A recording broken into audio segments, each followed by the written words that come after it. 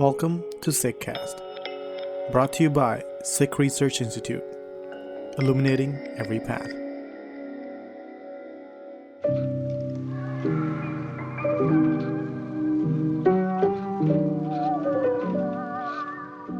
This episode is from a live webinar recording that originally aired on July 19th of this year. This episode is hosted by Dr. Jaspreet Ball, and the moderator is Manvinder Kaur. To get us started, Manvinder Kaur will introduce our guests.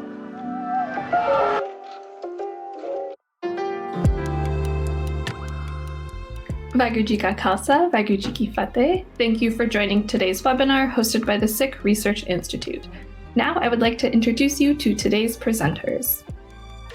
Harleen Kaur is a community organizer, educator, and scholar, a sociology PhD candidate at UCLA. She studies the intersection of racialization, collective trauma, and nationalism through the story of the Sikh diaspora and our quest for belonging.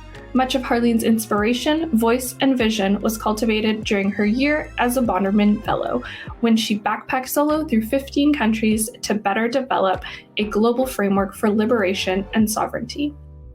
Dr. Jaspreet Ball is a professor and program coordinator in the Child and Youth Care program at Humber College in Toronto. Ball serves on the board of directors of the Sikh Feminist Research Institute and the national board of the World Sikh Organization. She's also the editor of the Relational Child and Youth Care Practice Journal, as well as the co-host of the podcast #AskCanadianSikhs. And lastly, today we have Paneet Singh. Paneet is a playwright and filmmaker whose work is largely inspired and informed by Sikh and South Asian culture and history.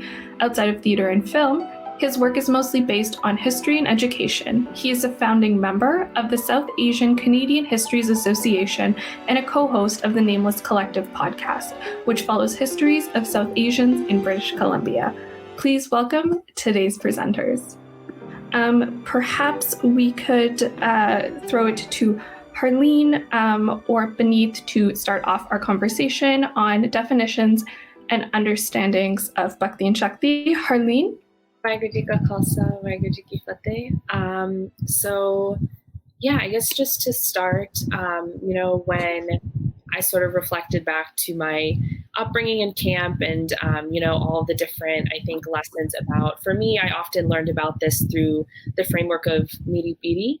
And I think we have a lot of different frameworks for the same concept in Sikhi, which I'm sure Paneet Singh can expand on as well. But I think to me, when I think about this idea of Shakti and Bhakti, Miri Piri, to me, it really comes down to this balance of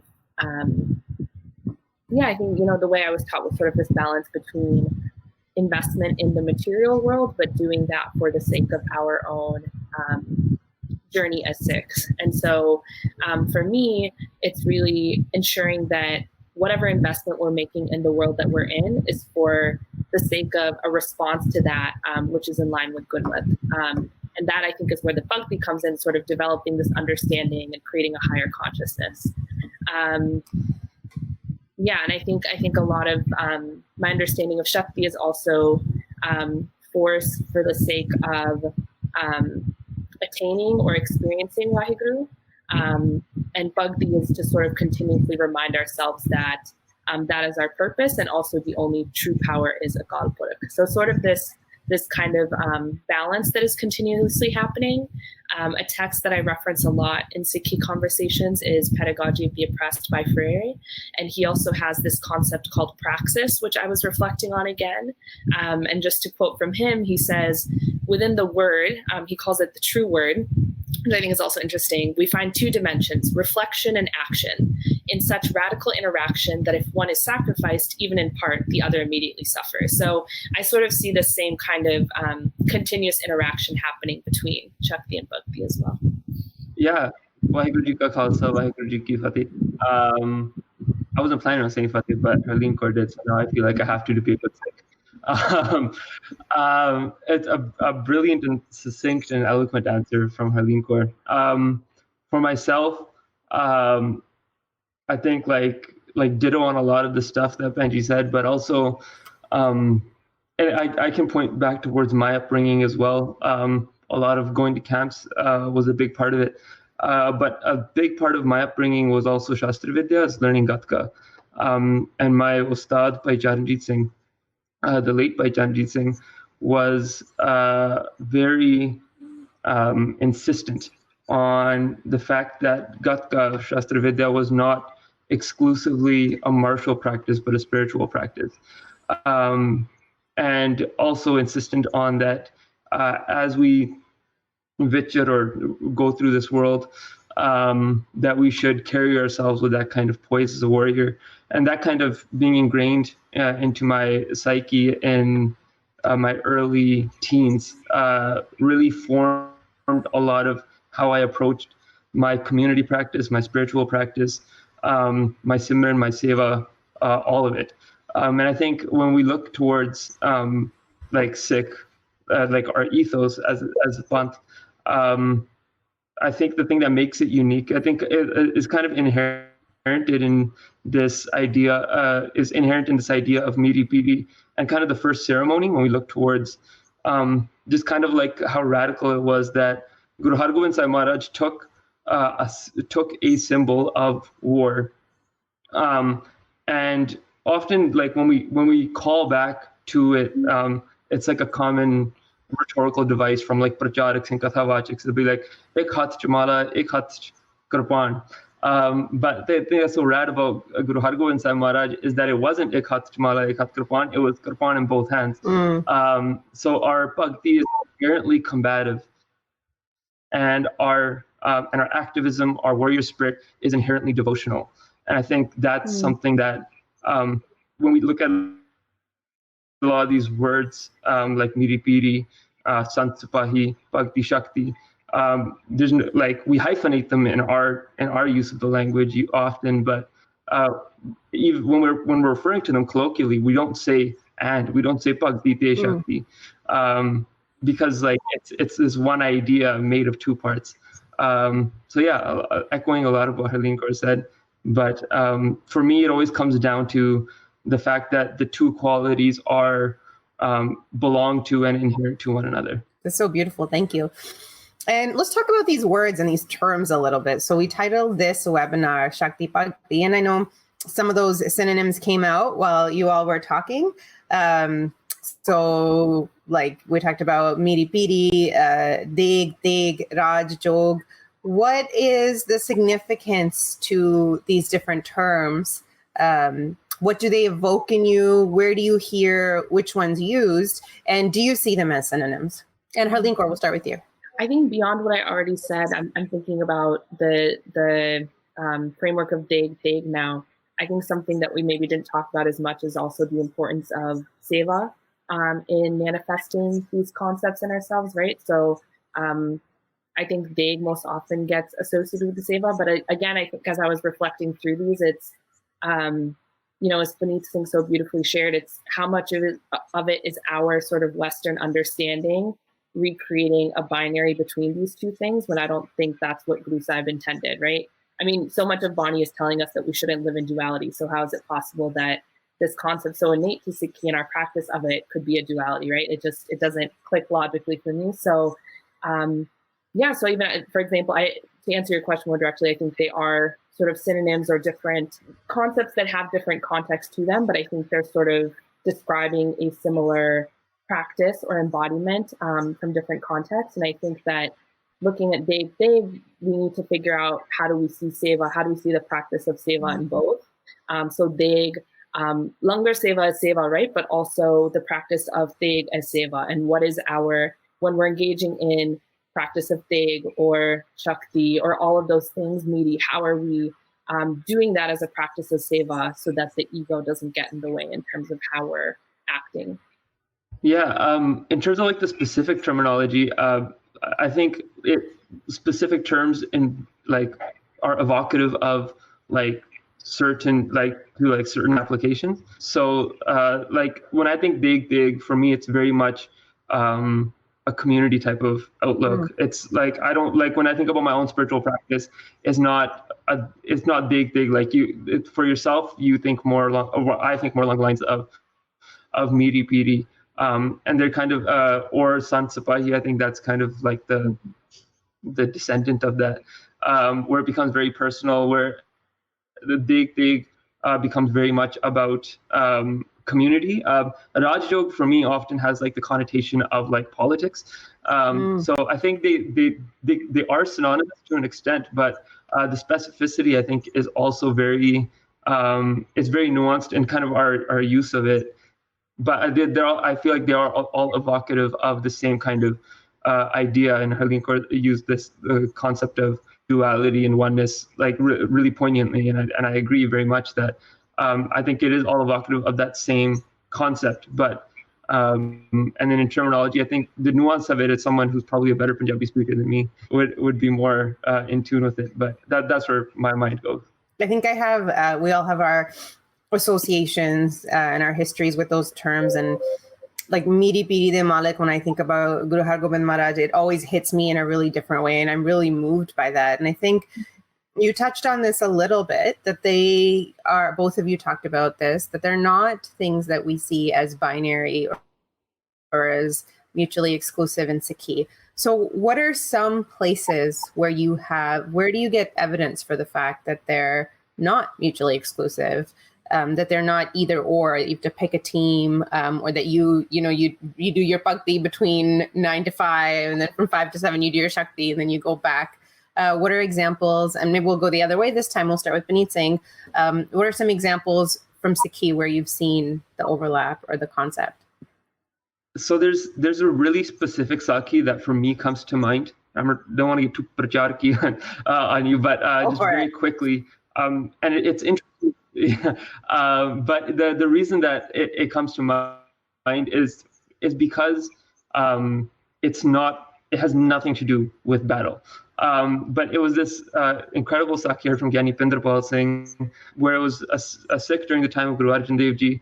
And he used to be a Brahmin Pandit, I believe, and was like guilty of like tons of caste discrimination, came to Guru's Darbar, changed his life. And he's like, I can't believe I've been doing this my whole life, devoted himself to Guru Arjan Dev Ji Maharaj's life. I might have the Guru Sahib wrong, I apologize.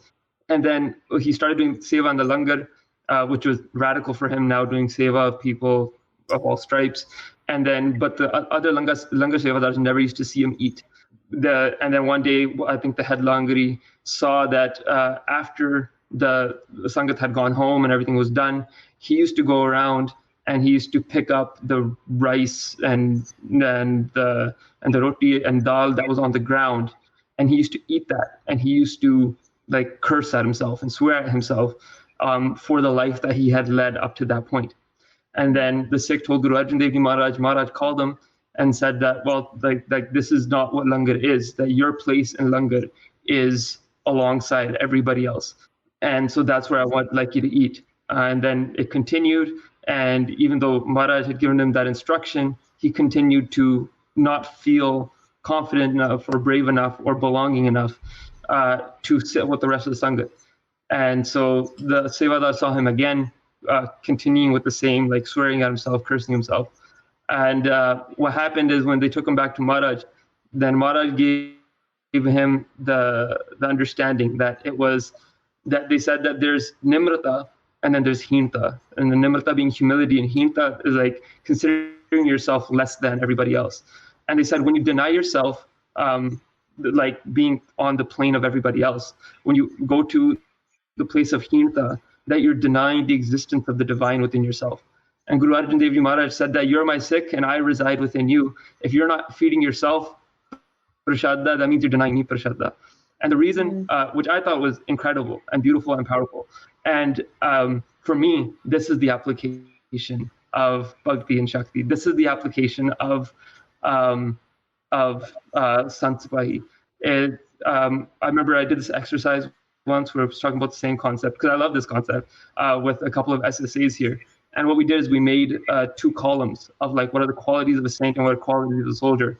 And after we did that on a whiteboard, we erased the titles and we swapped them. Because our bhakti is so combative. It's like we go to battle with Kam, Krodh, Loh, Hankar every day. That's what a warrior does. And a saint is the person who loses the battle every single day and gets up the next day to fight again. And that's, for me, like the two belong to each other. And that's, I feel like it's that Sakhi of that Gursikh often comes to mind is because when we abandon this like idea of self and belonging as an individual, as a part of this Panth, we usually think of it, or we can think of it as this kind of like, no, I'm doing what the Guru is asking of me. I'm being low. I'm following the teachings of Asadi. But really, it's like there's it's more than just your actions themselves. It's the consciousness behind the actions as well. It's beautiful. Thank you. Harleen, same question. Where do you see examples of this in Sikhi? Yeah, I think just briefly, because we've already been referencing Guru Har Gobind Sahib, but I think for me, the Sakhi that I always loved as a kid, but I think now as I've learned more about prison abolition really speaks to me is Bandi Chhod Divas. So, common Sakhi, so I won't go on too long, but I think just, even if we look at this example again, as Paneet Singh said, not like a battle, like a battle on the field example, but again, this was a case in which Guru Sahib was doing bot with the Hindu Rajas inside. There was the bot that is happening by the Sangat outside, so long as Guru Sahib and these, princes were still in prison. And Guru Sahib was able to use, sort of what we maybe term as like worldly power, the power of negotiation to improve the prison conditions so long as they were stuck there, and also negotiate for their release, right? And did that through, I'm intentionally sort of using more like current modern day organizing strategies so we can see the connections here, but like what we would now say like as collective action, right? Like Sant Mia Mir came and negotiated with Wazir Khan to like use his power, right? So it was sort of this like collaborative effort across the Sangat and Guru Sahib to really make sure that these people got free. And until they got free, that their conditions were at least on as human of a level as you can have in prison, right? And so I think what's really important there is as they were doing that, there was continuous thought, there was continuous recitation of Gurbani, and that's what was grounding them in their action. So I think even from Guru Har Gobind Sahib, who really grounded us in Shastra Vidya, there are so many other beautiful examples of that that are demonstrating that in different ways too. That's so beautiful. And the Gurus were revolutionary in their thinking and what they did years ago. I always find it interesting when like new language comes up that we can use to describe that. And that is the first time I've heard that Sakhi talked about a reference as prison abolition. And my brain's like, it's going places. I like it. Not that prison abolition is a new concept. There are years of hard work that Black activists have and other people have put into. It's just newer in our everyday vocabulary right now. So there, and there's so many really great examples where I think about how when the Gurus built cities, when they designed Darbar Sahib, the way Akal Takht is in front of Harmandir Sahib, the way a Diwan Hall is designed, the way we put Shastra in front of our Guru, all of these things that just drive home that it's not one and then the other. And I think sometimes outside of my Sikh spheres, I really do get, only people who are angry are turned to arms, or, if you were really able to change your perspective and accept the world, then you wouldn't feel this way, and you wouldn't have Shastra, and you wouldn't have, and I like that we can advocate for abolition of systems like prisons, and at the same time hold our resolve in being people who are armed and not see that as two ideas that are conflicting. So Paneet, kind of to this list that you were talking about, the one that you made, sometimes we look at qualities of being a Sant, a Sipahi, as being masculine and feminine, and the obvious ones being that the Bhakti side have a little bit more feminine qualities and the Shakti side tends to have masculine qualities. And at the same time, we're having conversations about gender as not being binary. We're talking about these things as not being a dichotomy. What are your ideas of like where gender falls into each? Do you assign a gender to either side? And what does that, where do those ideas come from? As a cis hetero thing, I think I have the best opinions on this. I'm sure I do. I have the most important opinions, I should say, about this. That's a joke, in case anyone's going to like have my head on a platter for that. It's interesting, and I was having a conversation with a friend of mine who I think is an incredible Sikh in the way he lives his life, and he's also a counselor.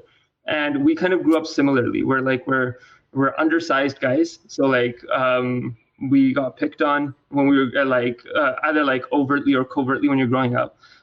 You hear the idiomatic expressions of like banda ban gaya a lot, that kind of stuff growing up. And we like talked about this a lot. Where sorry, there was a beep in the back. I hope it wasn't too alarming. But we talked about this a lot, where we're mobilized, we're trying to like ingrain like patriarchal kind of mindsets in our Singhs, because it's like, well, Baba Deep Singh, that's the extent of our analysis, and it's really kind of sad. I mean, how much does Gurbani point towards? Does Guru Gobind Singh Ji Maharaj? My favorite thing from the colonial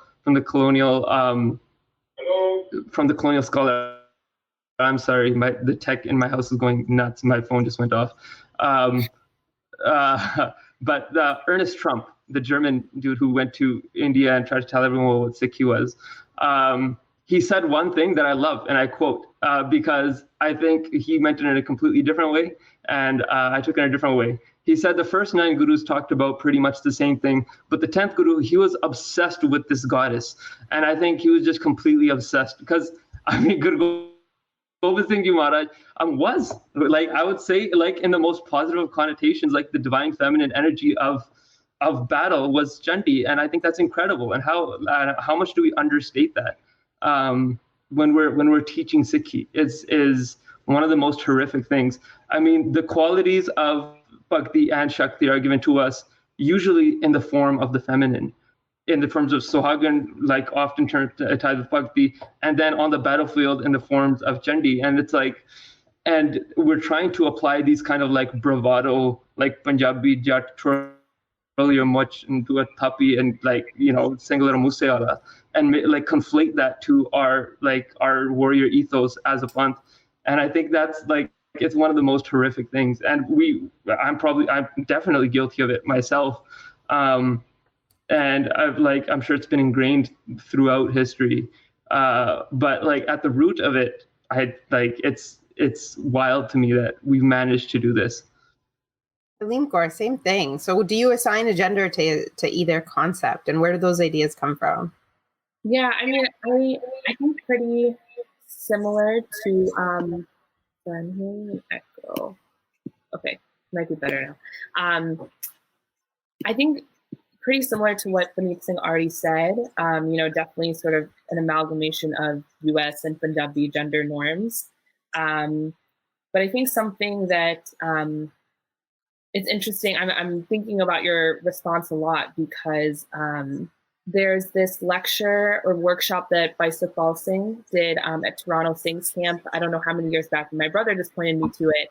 And he actually, the whole workshop is about addressing Gam specifically for, and I'll, give the caveat that it's very much towards like cis het Singhs, but he actually uses Chandi Divad as an example of, as Singhs, we have I think as a panth, like we have created this image of both Vaheguru and Guru Sahib being like a sort of, in either Punjabi or Western context, like a man, right? And so and very like masculine ideas. And so I would assume for men, what that does is that creates a type of power dynamic where you see yourself as closer to that end goal, right?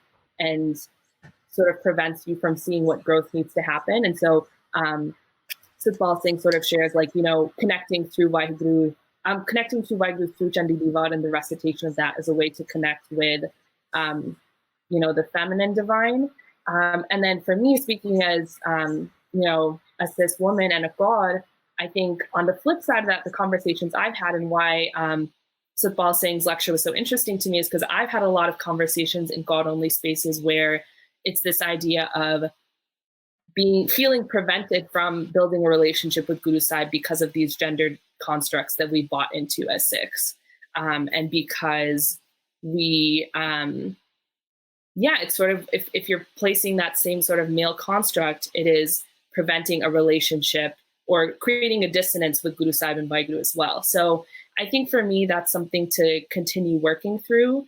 And one thing that I'm thinking about is, obviously we're still using these ideas of like feminine and masculine energy, even when trying not to buy into gender.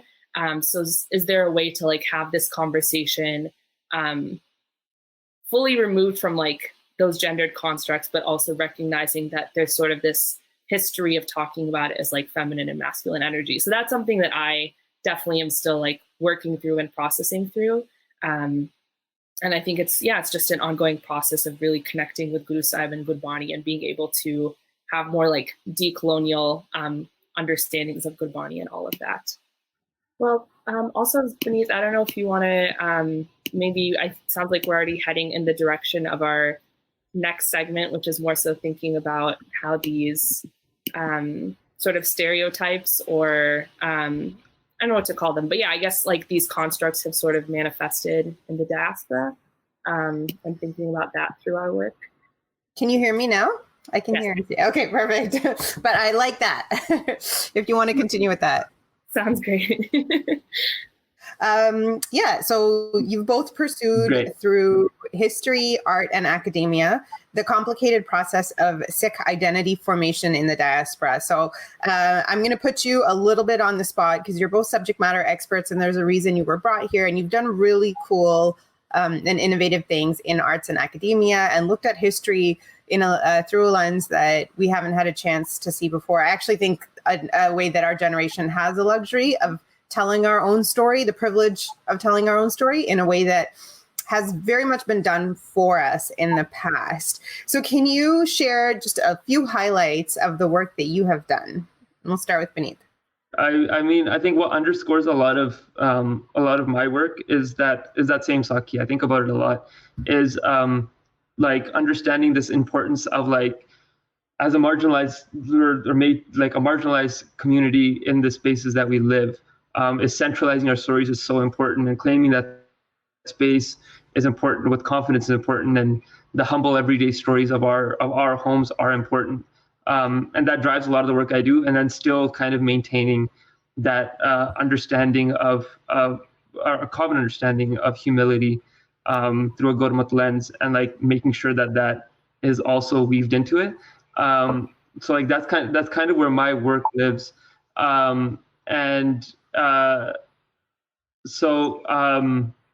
For me, the thing that kind of drives a lot of my work is that through my film and theater work, it's an opportunity for me to engage with the stories of our community and elders in a way that it usually allows me to put my political spin on it to a certain extent, but also like just honors the fact, just honors their very existence, which I think, which like to come from a migrant community and to live through like the multiculturalism politics of the 1970s, often like pitted like this wider community against you, and if you didn't understand that, or if you didn't carry those qualities of Bhakti and Shakti, of confidence and humility,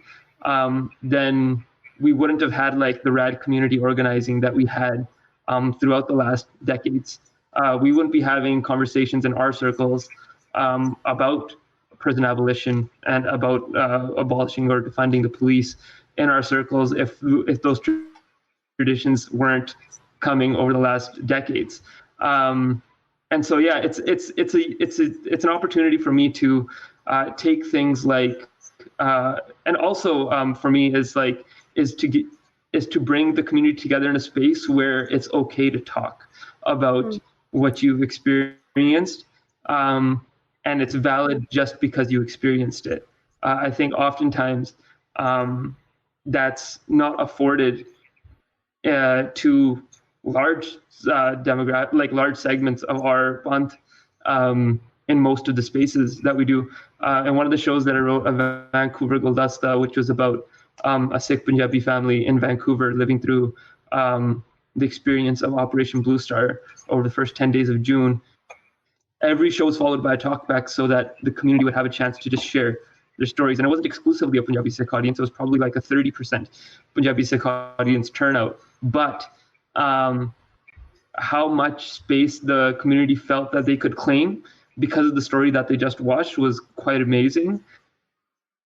And also the amount of aunties that I saw stand up and share their stories and say for the first time that I've never spoken, and like their husbands are sitting there like looking at them like, hey, like what? And it's like this is exactly what we need. It's like we need spaces where like people feel emboldened to speak their experience and their truth because for too long they've been marginalized. So it's just like a place for amplification, really. I just went on like a random long rant, so I'll just awesome. Weirdly tie it off there. Okay, Harleen, Kaur. Yeah. So, what are some of the places in your work and some examples of the stuff that you've done that have brought you to this point? Yeah, I think Paneet Singh does really beautiful sort of like uncovering work through arts and things like that. And I think I would characterize what I do more as untangling.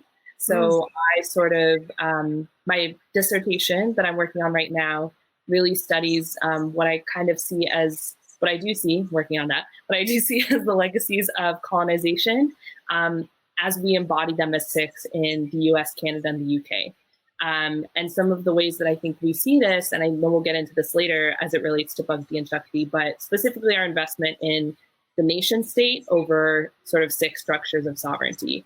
And I think another important point to that, which Paneet Singh brought up, is this ongoing legacy of collective trauma that we have as a community that is very unaddressed, very much in terms of obviously gender-based violence and things like that.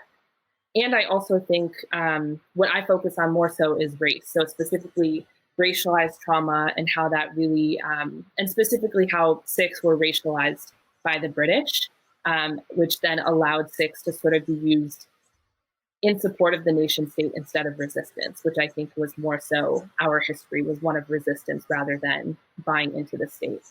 And I think for me, I mean, just to take it on a more personal narrative, because I think a lot of times, I want to be candid about this because I think academia is something I never saw myself going into growing up. I didn't even really think about a PhD actually until I finished undergrad.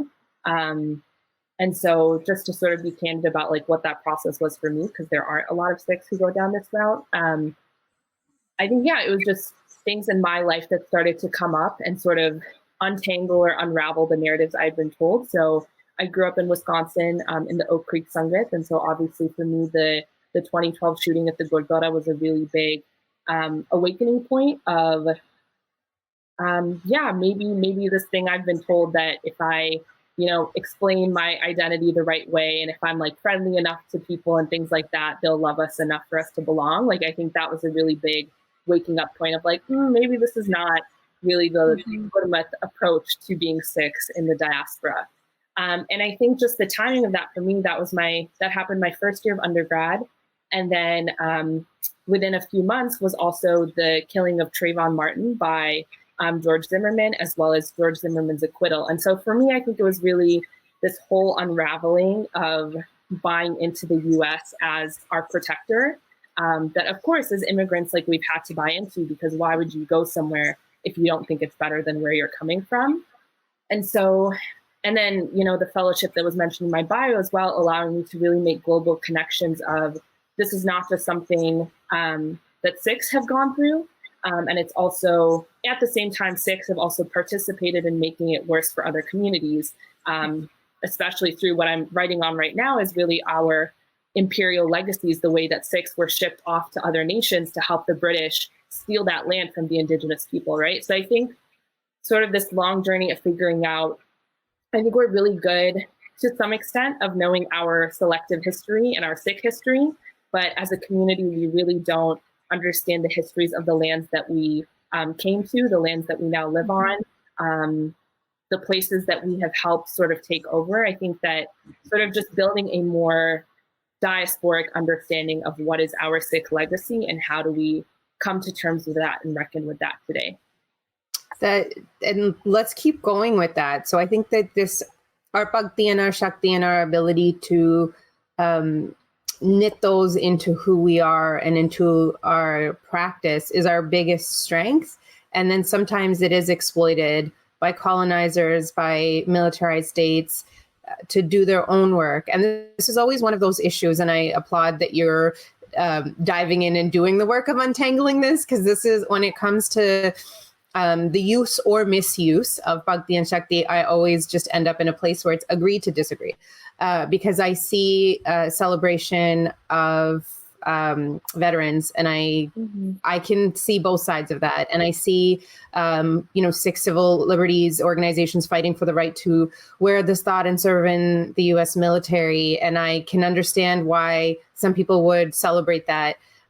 We have a very strong heritage, and when we come and we've brought all of that into the diaspora with us, what does living that Bhakti Shakti look like in the diaspora? So in terms of the work you're doing, doing the deep dive into military service, police service, the people that resist these ideas, the people that lean into these ideas, both sides inform their opinions with Barney and history. So how are you looking at that? To me still? Yeah, to you. Okay. This is your turning to your subject matter expertise. Sounds good. So so I'll focus on the military component, just because I think that's sort of where I already started going. For me and my understanding, I think the biggest struggle that I see in terms of the way that Sikh identity gets tied into the military narrative today is that there isn't a distinction between,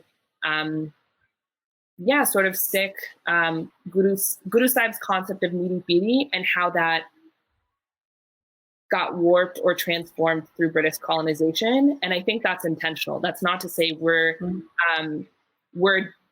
doing that to sort of dishonor our history or anything like that. I think that is that was the whole point of colonization, was to tell our story for us, as Paneet Singh said. So, I guess a quick example, like as I'm looking back through these documents of the British first coming to Punjab, them first sort of taking over what was, the Northwest province at that time, what they termed it. There are so many documents of them trying to understand. And I think even like a more colloquial example is McAuliffe and like his whole research. There were so many efforts for the British to really discern and define Sikh identity for themselves. And we have to really question ourselves and ask, like, why have we given them so much credit of saying like, oh, this is because they were interested in Sikhi, or they thought it was cool, they wanted to be our friends? No, it was because they needed to conquer the land for them to have power. And the only way for them to do that was to understand how we operated and translate it into their own frameworks. And so looking at these old documents of the British deciding this type of shastra is legal for this person, this kind of person can make this shastra, like totally like illogical frameworks that don't make any sense. And that's sort of the way that they started to deconstruct our own sense of identity, was putting it in their legal frameworks. And we see like the legacies of that today in so many ways. But I think that's the most dangerous thing to me, is that the British were successfully able to take our idea of resistance and make us feel that fighting for a military, fighting for a state, imperial effort was the same thing as meeti piri. And I will be the first to admit that I don't know nearly enough Sikh history. But again, from my understanding, that was never Guru Sahib's intention. This is why throughout Sikh history, Guru Sahib made their own institutions. We created new Gurmat institutions because nothing in the world was doing that for us. And so for us to now look at, Guru Har Gobind Sahib's legacy, Guru Sahib's legacy, and say that is the same as serving for a nation state, which their intentions are simply not the same, right? The nation state's military is to defend the people within the nation, and do that at whatever cost necessary. Whereas Bhakti Shakti, Guru Sahib's legacy of meeti piri, is to embody Ek Onkar, is to do seva. And to me, there's really no element of doing seva through military service as we see it today. So I think that's the biggest struggle that is really going to take a long time to deconstruct. And I think the biggest reason is because as Sikhs, we're both under and miseducated on these legacies, as well as like the legacies of the institutions we're committing to. So I think just to tie it more to today, this whole conversation about police abolition, which in the mainstream is more being talked about defunding the police.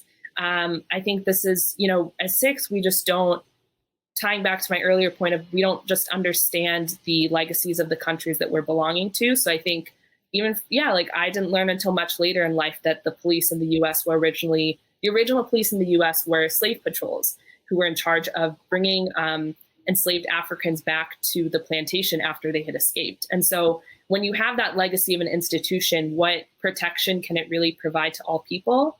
So I think as Sikhs, we really need to bring it upon ourselves to re-educate ourselves and unlearn these things.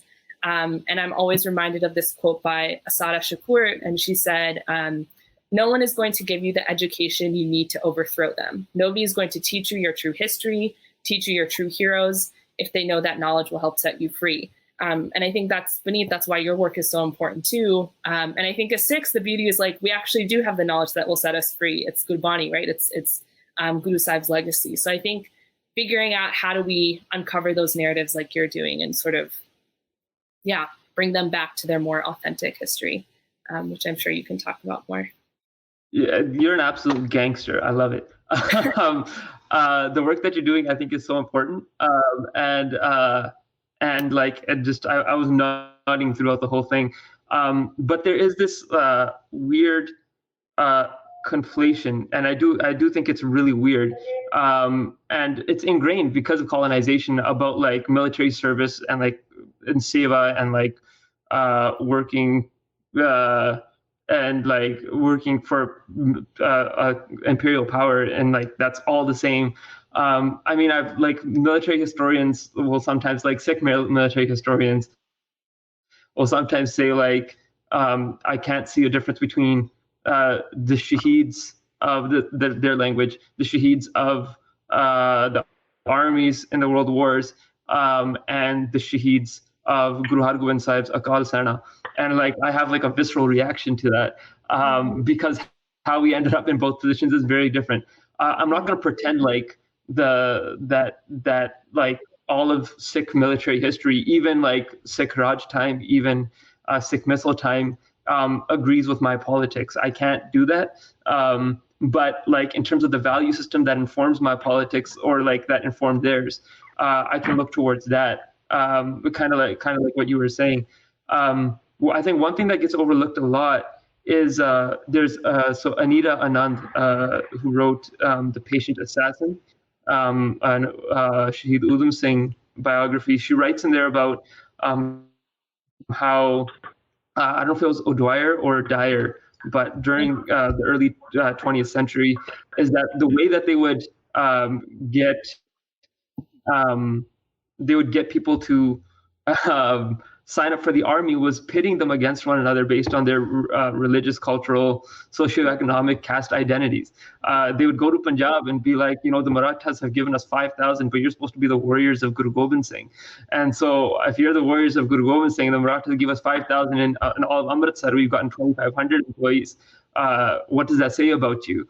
And so this horrible kind of mobilizing of or weaponizing of identity and I guess militaristic or martial ethos is really horrific, and it's become really ingrained over the last few hundred years. And I always turn to often because I'm obsessed with it is the early West Coast Ghadar history, which was fiercely anti-military.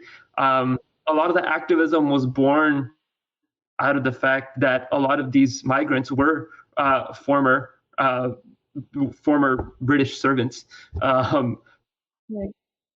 for want of a better word, but that they served in military and police, and they lived in places like Shanghai and Hong Kong, and they reaped privileges of that were afforded to them through colonization, but the thing that woke them up to it was also colonization. And like you see that in Vancouver in a big way when like 1910, there's a bonfire in the streets of Vancouver where Jathedar Bhag Singh, the president of Khalsa Diwan Society, leads burning of medals and uniforms and certificates and honors from the military.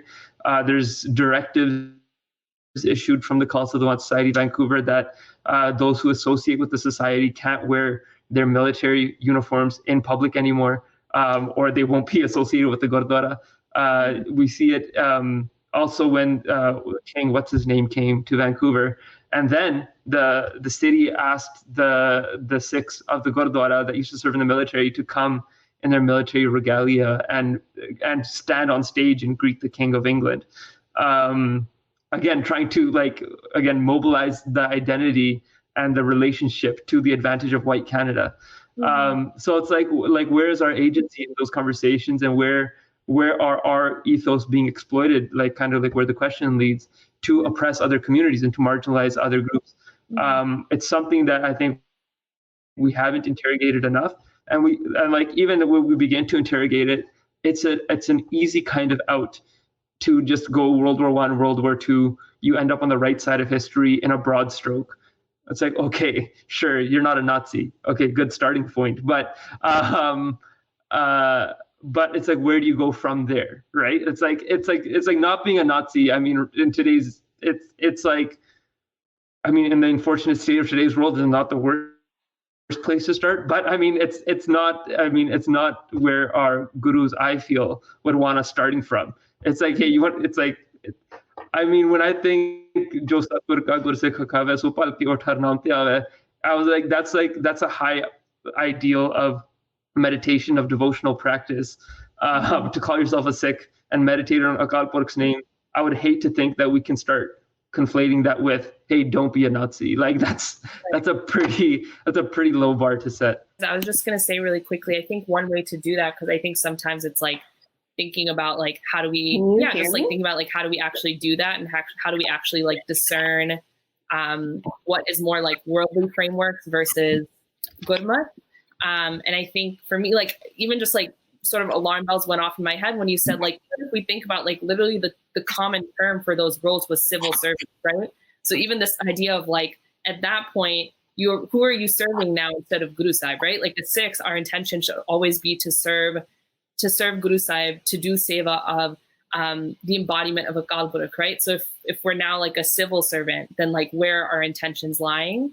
And I think even, I mean, in my own reflection, I've been thinking about like, yeah, how do we actually like do that? How do we engage with that reflection process? And I've been thinking about Sid Gosht a lot lately. And funny enough, we actually got it as our hukum at home this morning before this. So yeah, I think just thinking of, again, like looking to Guru Sahib and thinking about like, what can we learn from Guru Sahib's journey through like the world and like existing worldly structures, and how they were able to assert Gurmat and like question Manmat in just like a day-to-day basis. And I think at the end of the day, like, obviously we're not going to know until we get there, but I mean, the Sakhi, just going back to the Sakhi you shared at the beginning, that was so beautiful of, in every instance, just asking ourselves, like, is this bringing us closer to embodying Ikonkar? Is this getting me closer to both seeing Rab in myself, but also in every other person, right? And so if there's anything that we're embodying that feels like it's separating ourselves from that, is that truly our best practice of Gurmat? Thank you so much for that. We got one more question before we open it up to, I can see that there are folks that are reacting. It's getting people thinking, and there's some questions. So please drop your questions in the Q&A and we'll take questions there. The last big question I have for the presenters, and it is a big one and it is a relevant one, is about the misappropriation of the terms Shakti and Bhakti. So we are living in a time where we've already talked about, how we do lean on narratives of Shakti to justify doing or not doing things in the diaspora.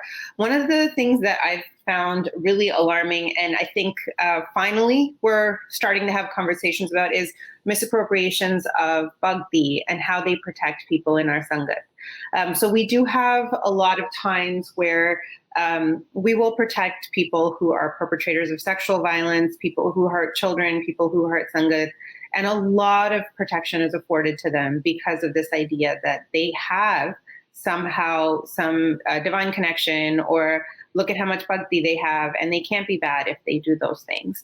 So the really big question of how can these terms be misappropriated to protect those, and how do we have these conversations that are not straightforward? And I think since Harleen, you started with the last one, we'll go to Paneet, and then we'll go over to you. I'm so glad that you put this in here, because I think this is such a incredibly important thing to be talking about. And people love to say in this day and age, but we've needed this for decades in a big way, because of the fact that, we've been doing throughout, Turtle Island, we've been doing overnight camps for Sikhs for 30 years, and based off little other than goodwill of the Panth, right? You just trusted because it's a Sikh space. But there are so many accounts of sexual violence, or there's this assured safety because of performatively conservative ideals, in the forefront of we keep the gender separate so it'll be fine, that kind of stuff. It enables us to just it's enabled us to turn a blind eye to it. And this, I think it's so horrific and counterintuitive to Gurmat ideals. That bhakti is a hall pass to do whatever you want to the people around you and harm the people around you, and be a criminal. I don't understand it. If we look at Savaya, we read them every morning, or perhaps some of us do. And people love the line Sach ko honsole ho sabajn prem ki utan hi prapayo. But the first line of that body is kahan pe jo do lochan mund ke baith rahe ho bhaktiyan lagayo. Why? What is the point if you're full of pakhand to sit there with your eyes closed and literally do performative bhakti, right? Our language might be contemporary, but it's the exact same comment Guru Gobind Singh Ji Maharaj is talking about. And pakhand this is how much khandan of pakhand that Guru Gobind Singh Ji Maharaj is doing. And it's now leave pakhand behind, and now let's go to violence and harm. And how much further along there are we on that, of how much gravitas of horrificness does that hold? So we enable it, and I think we enable it through our institutions. And I say that this is somebody who's grown up, and I love and value how much traditional vidya that I've been able to access, in terms of sampradaic learning styles. And I think that is a huge part of my spiritual outlook, and I wouldn't change that for the world, the information that I got or the relationship that I had with my ustads. But I say that from a position of incredible privilege, that I usually didn't have to worry about my body being at risk in the spaces that I was in, by virtue of the environments that I grew up in learning. Because I think something we don't talk about enough is young Singhs being targeted often by predatory granthis and gyanis and that kind of thing, or so-called gyanis. And I think that we need our systems need to face their reckoning when we let these people be protected by committees, and when those committees are uncles, and when those uncles are the same ones who've been protecting each other from this kind of persecution or accountability. Where are we ever going to get? And I do have an affinity towards the Gurdwara committee because what it means, or the place that it held in when we started the formation of identity and community here in the West Coast through Khalsa Diwan Society. And it was something that's not what it is today. But as long as these systems are in place, and we're allowing I don't see a way out of this. I mean, if we're not like, there people like to say that, well, we can't do a criminal background check on someone coming from India. Fair enough, yeah, but like the police isn't the only way to access information. I mean, you can find out like from 7 different families, if you have a potential rishta coming from India, what that person is like, right? I mean, like, we have our own systems in place informally, is that you can find out about how legitimate a person is coming from there. So like safety measures are, I feel like, are incredibly important, and at the very least accountability, like getting people out of these places is incredibly important, and just understanding that because someone is saying Waheguru Waheguru, and carries a certain amount of knowledge about a subject, it doesn't give them a hall pass or excuse them. It in fact makes what they're doing so much worse, because they're not just they're not just committing like horrific harm to another human being, but they are also taking the sanctity of Guru's Darbar and Gurbani away from that person. They're now associating that with trauma. They're associating that with harm and violence. And the fact that we're letting people get away with it is not so. It's like, so they can teach so many more people because they have so much more expertise. But we're putting those same people at the same positions of risk. And I have lots to say about this, but I'll leave it there. Thank you so much. Harleen, Kaur, same big question. So how is the concept of Bhakti misappropriated to protect those who produce violence in Sangat? Yeah, I think Paneet Singh covered most of it. I think I'll just share maybe 2 things that I'm thinking about. One, I think I'll just share, if it's helpful for anyone, that the sort of Gurbani reference I hear most often with this conversation is, and I think exactly what Paneet Singh was talking about, is Jio Manle Baron Nimba, right? So from Anand Sahib, this idea of, again, like, we can't be fooled by sort of what a person might be displaying. And at the end of the day, the only person who can really judge what's, what their true intentions are is Guru Sahib. So, and again, just for myself, also trying to reflect on, like, okay, what does that actually mean in terms of more tangibly, protecting people who are more vulnerable within the community and actually putting things into practice. I'm actually starting to think about now something, an intention that my mom very much raised us with, that I'm very thankful for. And she always was very adamant that she would very much always share with us that every Sikh should be able to be a Baisab, right? And in that saying, where every Sikh should be able to be a Granthi, right? Sort of using more neutral terminology, that as I've been reflecting on this in recent weeks or months, I'm also questioning how much of this is because of the way we have set up our community to really rely on particular people. And because of that very strong reliance, we can't have honest conversations about holding that person accountable. Because what does that mean if that person, the person that we have chosen, the person that we've now put up on this pedestal, is our ether or our connection point to Guru Sahib, is actually not as connected as we thought, right? Or is actually not as true of an embodiment as we thought.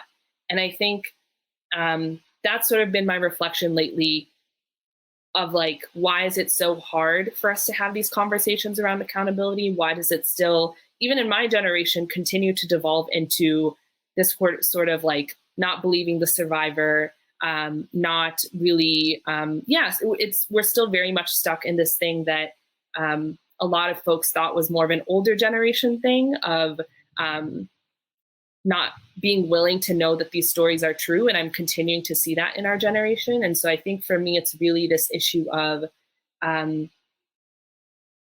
we've become too reliant on people instead of Guru Sahib, right? And if we're all able to build that connection, that direct connection to Guru Sahib, if we're all able to invest in our Gurdwara, invest in building our own relationship, then we can also equally hold each other accountable, because we can get closer to, again, what Paneet Singh mentioned at the beginning, understanding that no one is higher, no one is lower, right? It's not about all of us. I think this conversation also comes up in discussing feminism, right? It's not that, like, women need to be treated like better than men. It's that all of us are on an equal plate, right? We're just fighting for that idea of equity and what we need to do to get to that point of everyone being in that experience of Iqbal Kaur. So I think in terms of tangibles, that's something I'm thinking about, of how do we get rid of this very non-Gurmat ideology of putting one person on a pedestal and saying, okay, Tika, whatever this person said, this is our paisab.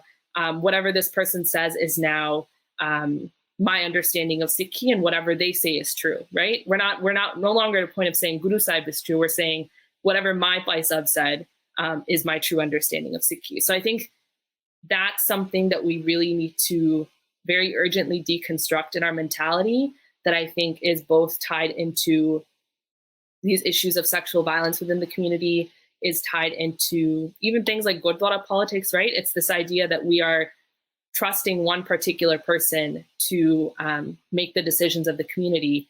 And yeah, when we have processes of like Sarbat Khalsa and other more sovereign measures, why are we really doing that? So that's phenomenal. Yeah, an abuse of power comes from having power to abuse. And if we restore that power to the Sangat where Guru Sahib meant for it to be, then we don't need to have like single points of access that can gatekeep Gurbani. Thank you so much for that.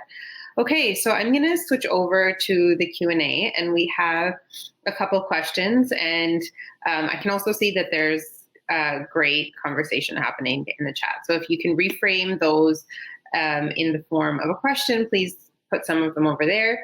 So the first question, as we better articulate our own narrative in ways that speak to our next generation of Sikhs, how do we insert these perspectives into the mainstream narrative or larger national and international issues like climate or social justice? And that's Kulveer Singh from Brampton. So I don't know which one of you wants to take this, and I think you can see the question written out too if you need some time to think about it.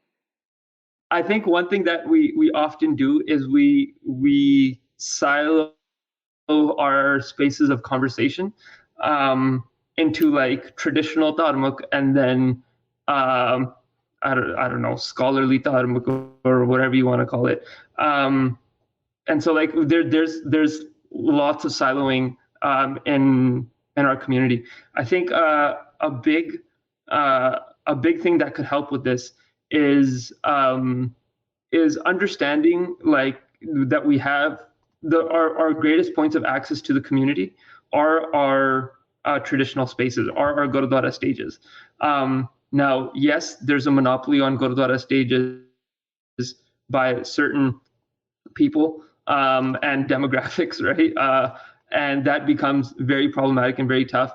But I think that, I mean, like usually a young Kathawachik, an English-speaking Kathawachik, Toronto-born Kathawachik usually can be afforded time on stage and like to do Katha. And I think an important thing that we need to start doing, and Sikhs have been doing for centuries, or for decades at least, I can't speak to centuries, is putting our commentary on contemporary social issues and issues of justice now, social justice now, into our traditional discourses.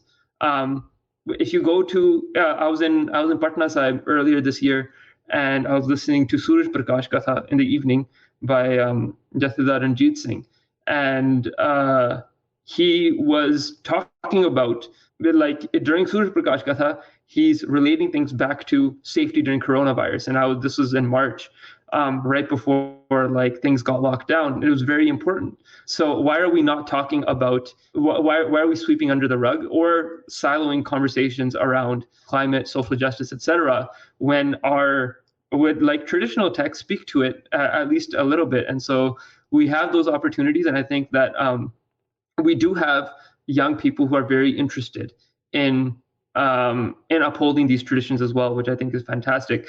One of my good friends, Gurkirat Singh, was the first time I heard a Kathawachik on stage doing Katha in English and Punjabi talk about indigenous issues back in 2015, I believe it was, 2016, maybe 17. And that was amazing, right? Like everyone's connecting to that because it's what they're there to absorb. And this commentary from the Kathawachik is something that they're looking for in their lives. So I think we need to stop siloing our spaces so much, because the answer isn't to make really bad kids shows on YouTube. I mean, I feel like that's what we think is like, बच्चे YouTube देखते हैं, बच्चे वास्ते ऐसे YouTube पे video पाने हैं, right? But like, it's someone who really doesn't care about making engaging content, or like even watches YouTube videos themselves. It's like we have these avenues that go right into the arteries of our communities. So let's access those. From me, anyway. That's phenomenal. Yes. Harleen, do you want to add anything to that question? I think I'll just really quickly again emphasize what I shared before. Also, sorry, there's like a very intense thunderstorm starting here, so there's background noise. I think we need to remind ourselves that something that I hear often, when we're sort of struggling of how do we do a modern day application of Sikhi, is that there's no precedent for this, or for example, any of these issues that were listed in the question, like, oh, Guru Sahib didn't address that specifically, which again, I think, as Paneet Singh said, is not necessarily the case.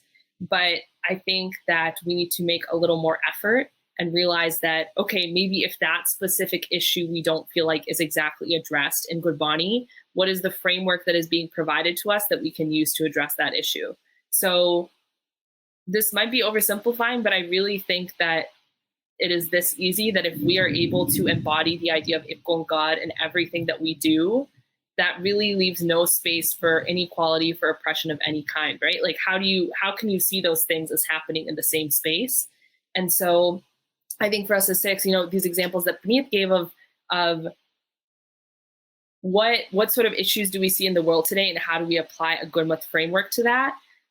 And also, while doing that, making sure that we're not letting the world dictate our understanding of Gurmat. So I think it has to be a very important process first of understanding Gurbani, building a relationship with Guru Sahib for ourselves, doing our best to start moving away from English translations that are very colonial and patriarchal and all of those things. And through that, as we build that relationship, as we understand Gurbani, as we read Sikh history and start to get even these contemporary examples, as Paneet Singh brought up, we will be able to better build a Gurmat framework that we can then use to approach every single issue. Because we have coronavirus now, we have climate change now. 100 years from now, Sikhs are going to be dealing with different things, right? So as Sikhs, we have to be more innovative and less lazy. And I say that even to myself, that I think we really have to put in the effort to realize Guru Sahib gave us all the answers. And it's quite simple. It's just that we're not willing to put in the effort to actually apply that in an authentic way. For Harleen, we had from Jasveer Basi from LA. When you're referring to Guru Sahib, who are you referring to? I mean, I think just going off of what I said just now, I think that, we have obviously as Sikhs, we have the embodiment of Guru Sahib in Guru Granth Sahib Ji, and that Gurbani is first and foremost what we should be building a relationship with. Gurbani, I think, is the truest form of Guru Sahib's embodiment and legacy that we should be using as our guide. And then I think we also have the benefit of Sikh history, of Sakhis, to really give us those contextual examples that we need. So again, going back to the previous question, if we feel like we don't fully understand the application of a particular idea, maybe thinking about the Sakhi or the particular anecdote around that Shabad to give us more context in terms of building that relationship with Guru Sahib. But I think the simplest answer is just Gurbani. Thank you. Okay, from Harleen Kaur.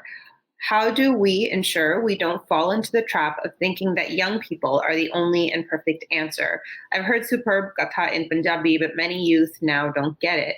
Many leaders in our generation are perpetuating, but also many leaders in our own generation are perpetuating sexism, racism, etc. How can we make sure our community standards are high when it comes to identifying leaders? I love this question also because I love young people. And I don't think that that young people are the only perfect answer. I don't think there ever is an only perfect answer. I think there's only awareness and discomfort. So the reason that I love young people is because I work a lot in education, so I spend a lot of time with them. But I mean, through like my lots of exposure to young people, and my profound amount of exposure to our institutions and our power structures in the Sikh community, I can definitively say one is much more enjoyable to work with than the other. And I'll let you guess which one that is. Seriously, I'm Gen Z Twitter. I'm all about that. So, but there's superb Katham Punjabi, and youth don't know it. Okay, so this is I think this, for myself, this is a consequence of the fact that we silo our conversations. I did talk in the last answer about bringing our conversations here into traditional spaces, and that's important. I also feel like it's important to get people who have different value systems or mindsets or opinions, even like uncomfortable ones, like really uncomfortable ones, into these spaces, and to have these discussions. Right? It has to be a two-way avenue. Like that's not a directive for everyone to open up every space to every person all the time, of course, because there are spaces that are dedicated for certain conversations, to maintain the integrity and safety of those spaces. But how can we make sure our community standards are high when it comes to identifying leaders? I think Harleen Kaur does an amazing job of reiterating this over and over again, which is why I insist she's a gangster. And that is that why are we so dependent on the leadership of individuals, right? Why are we, when our Guru has put so much into Panth, when elevated us into Panth, yes, there will naturally be leadership that emerges. But if I'm determined to spend the rest of my life looking for and cultivating and creating the Sant Jarnail Singh, I'm going to have a really hard time. You know what I'm saying? Because I have perspectives on an individual person that are individual and flawed perspectives. And I'm trying to then force that upon somebody else. I think as a collective, we can raise our consciousness, attach it to Guru Sahib, and use Guru Sahib as our guiding light, as our everything. And I think that's really the only way forward. But yeah, I love Gen Z. I think that's the one thing to take away from that answer. Agreed.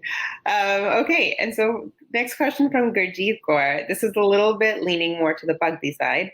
Harleen Kaur, you mentioned about having the experience of Ik Onkar, and I love the way you keep referring back to that. Do you feel this concept is discussed enough or understand, at least at a rudimentary level in Sikh circles? To elaborate, what would you say about the Sikh understanding, practice, conversation regarding the internal experience of Bhakti being what Guru Sahib teaches relative to the external doing of Bani Bhakti? Would love to hear from you both. I mean, that's really the question, right? Like, I think that's our whole journey as Sikhs.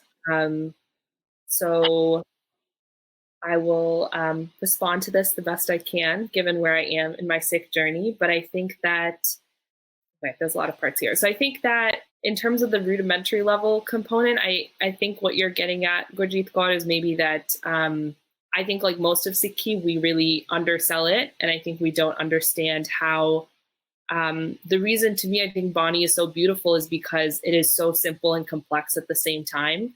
So I think the concepts that Guru Sahib is giving us are simple in the sense that they are easy to understand theoretically, but putting them into practice is so hard.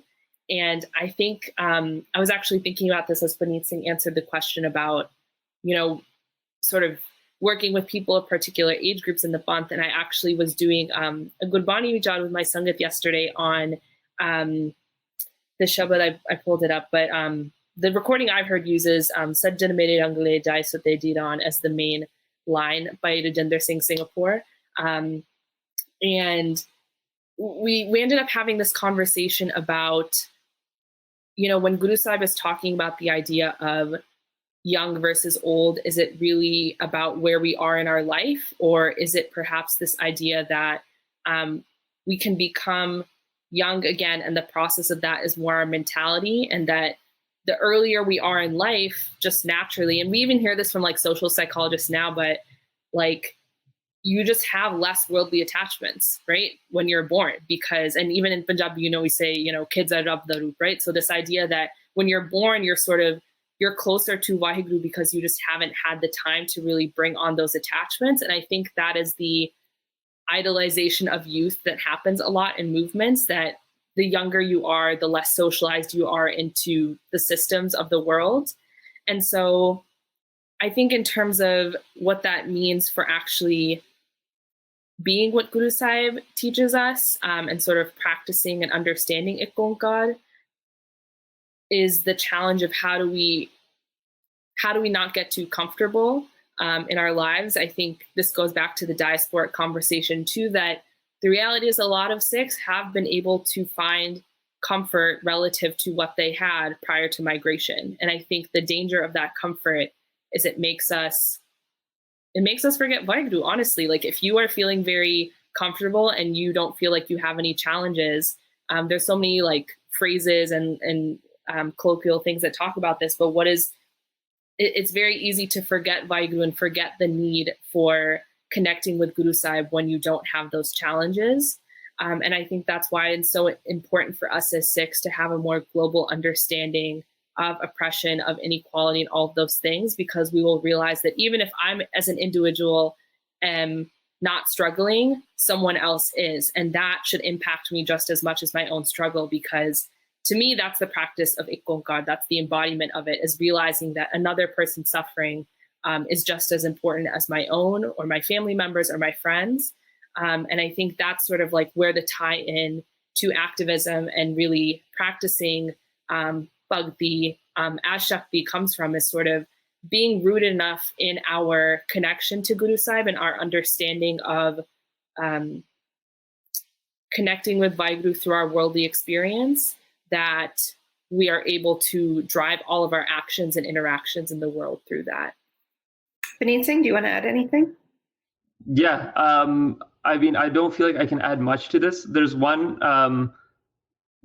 thing that comes to mind, that is that someone did talk about recently that we leave a lot of our discussions at Gurmat day camps for kids, and then we kind of just expect them to become Sikhs and move on with their lives, and so we infantilize a lot of our conversations. I mean, I love Gurmat day camps. I go to usually a few a year because, like, again, love the youths. But I think that it's also really important that like these vichars, they continue, and like the questions that Gurjeet Kaur has put forward, much beyond my scope, but it leads me to a conversation that I was once having with Gyani Indrajit Singh from Rakba, who has this way of speaking that disarms you as a listener and just as somebody that is talking to them. And it was a group of us, and they asked us, they're like, "Tusi tarna is dunya to? Like, do you want to be carried across this world ocean? Do you want to swim across? Basically, achieve mukti or salvation." And they asked like 4 or 5 of us that were sitting there, and everyone's like, "Well, yeah, that's kind of why we're doing this." And they're like, "Okay, like tika." And they're like, "This is essentially the problem with how we teach Sikhi." And it sounds so much better in Punjabi than it does in English. But they said, "Sade sare khayal taran wale," right? That मैं तरना दुनिया चों. So ਜਦੋਂ ਅਸੀਂ ਬਾਣੀ ਪੜ੍ਹਦੇ ਹਾਂ, ਅਸੀਂ ਸਾਡਾ ਖਿਆਲ ਤਰਨ ਨੂੰ ਹੁੰਦਾ, and that's how we read ਬਾਣੀ.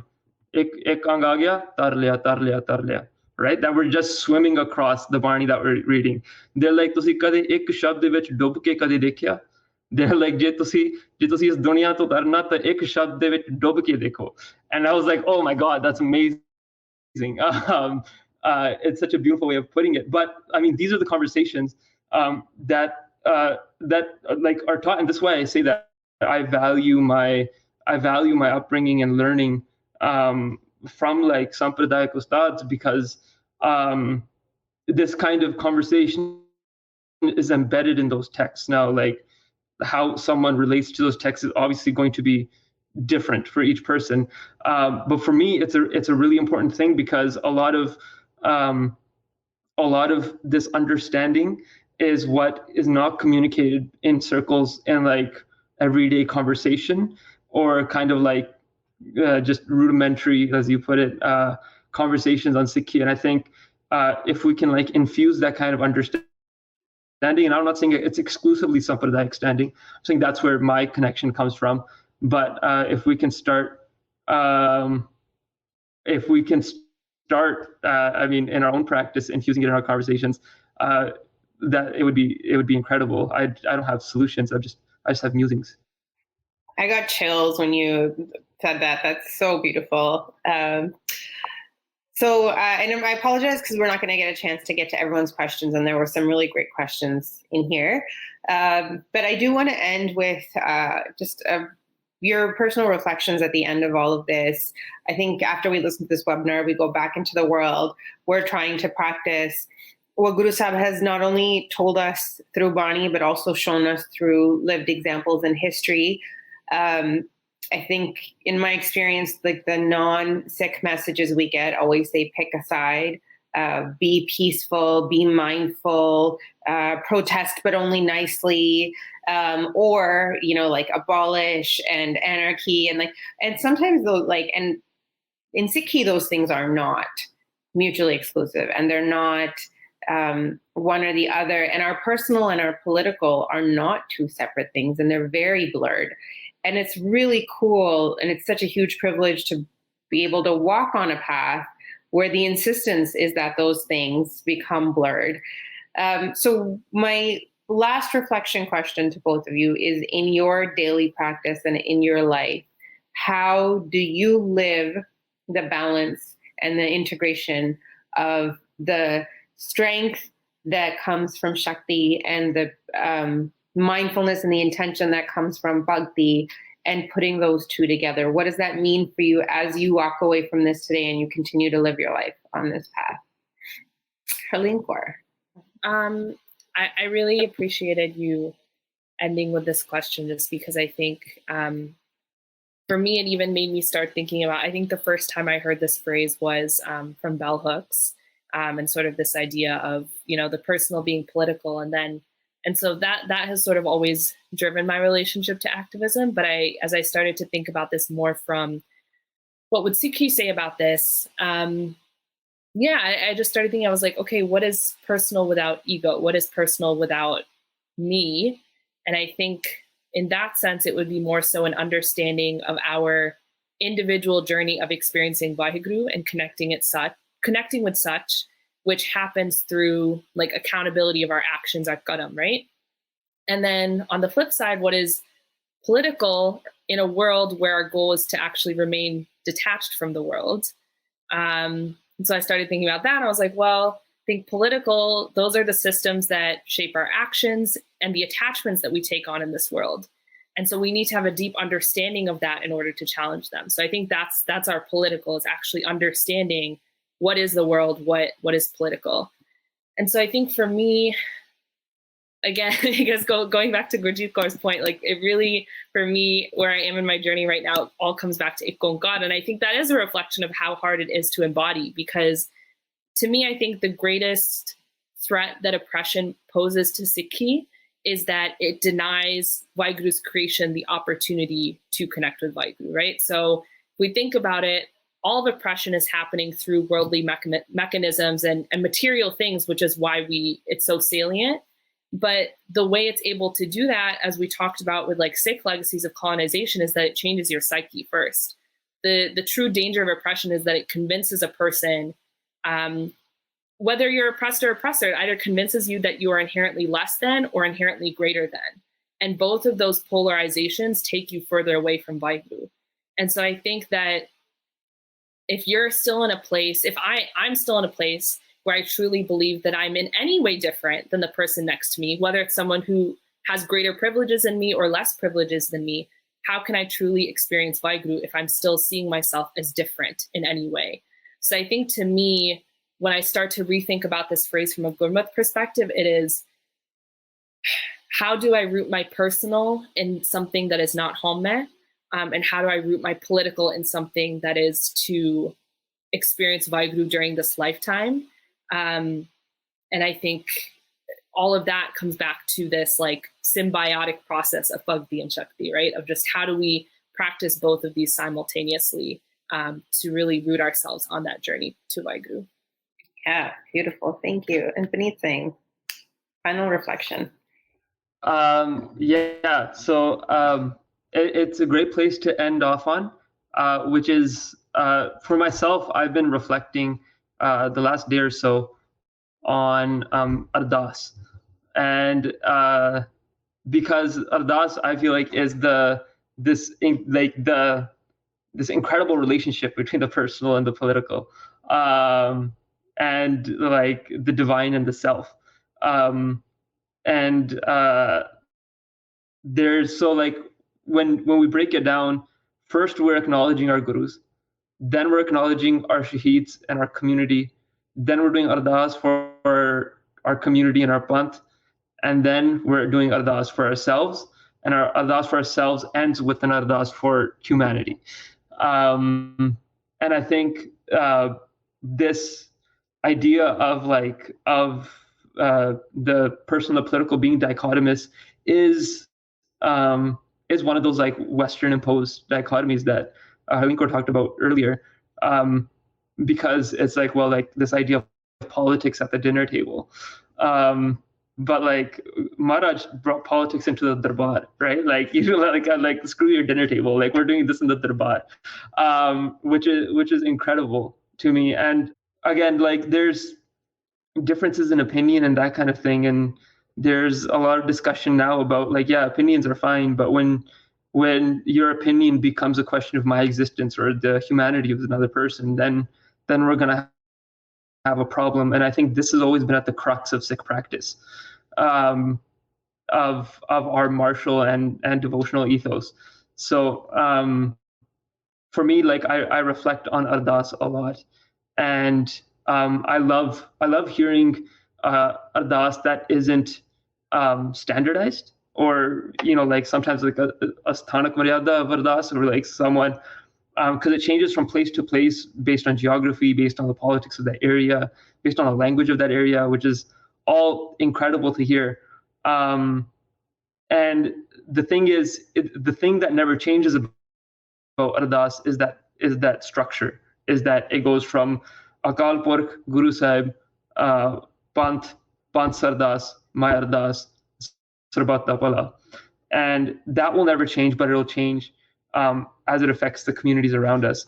And so that's where my reflection ends today, I think, is kind of absorbing and living presently in those moments of Ardas when we do them, and then applying that lens towards the way we live our life. And on this, the one thing that I had planned to say, this kind of just all came off the cuff, was Sangat itself. The idea of Sangat, and not just Panth, but actually going to Sangat, carries the same kind of blur of personal and political. Sangat is the one that carries us across this world ocean.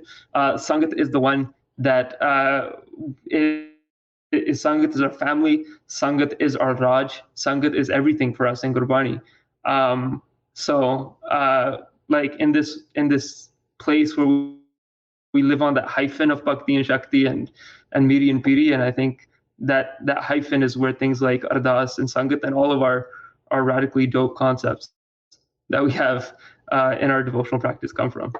Thank you so much. There have been so many moments of, even though I've been muted when you guys are talking, I'm responding. I'm like, wow, yeah. I reimagining how I think about Ardas, and I think how I think about power in Sangat.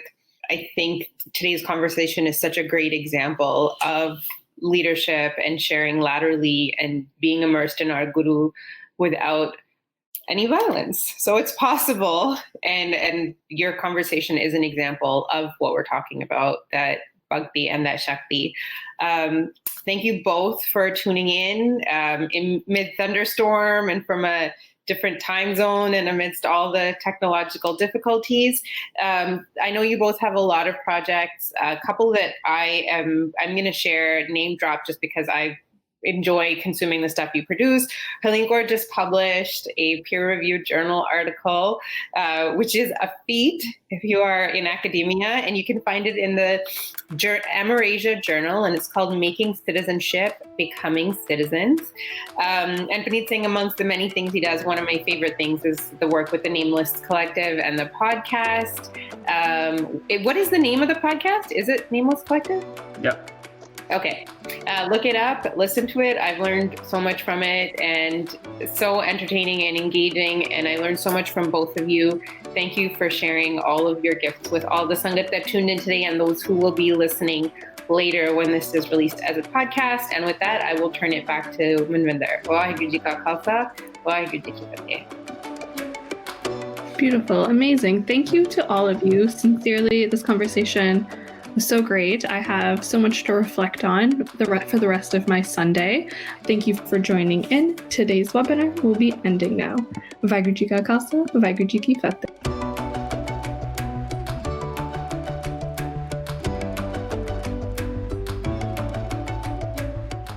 Thank you for listening to this webinar. You can look at upcoming webinars on our website at SikhRI.org.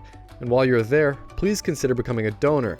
It's with the help from our audiences that the team at SikhRI is able to continue exploring Sikh knowledge and illuminating the voices in the community. Or consider becoming a supporter of the SikhCast by clicking on support on our anchor.fm page, or you can use the link in this episode's description. However, this podcast is free to all, so if you do like the show, tell some of your friends and family about us.